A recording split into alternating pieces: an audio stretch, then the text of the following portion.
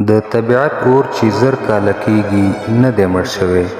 دا غر تل سوځي خو نه چا ورته اور بل کړی نه بندېږي. د نړۍ له عجایبو دا غر زر کلونه د اور لمبې وهي.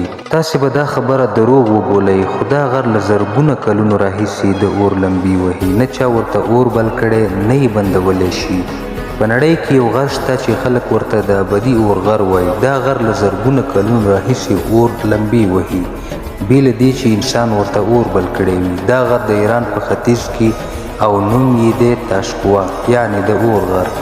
له دې غره څخه د خاورې لاندې طبیعي ګازونه راځي او دا ګازونه د ځمکې له سطحې سره یو ځای شول او د یوه کوچني لمبې سره یې یو ځای داسې اور جوړ کړ چې تر نن ورځې پورې خاموش شوی نه دی. خلکو پخوا باور درلود چې دا د خدای نښه ده او حتی ځینو قبیلو ورته د عبادت ځای جوړ کړی و. هغوی به ویل ای ابدي اور زموږ زړونه همداسې روښانه کړه خو غرور او کبر ترې لرې کړه.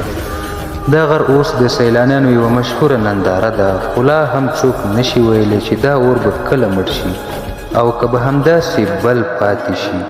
عبرت: طبیعت داسې اسرار لري چې انسان یې نه پیل کولی شي نه یې بندولی شي. دا موږ ته ښیي چې د خدای قدرت له انسانانو ډیره لوړه درجه لري.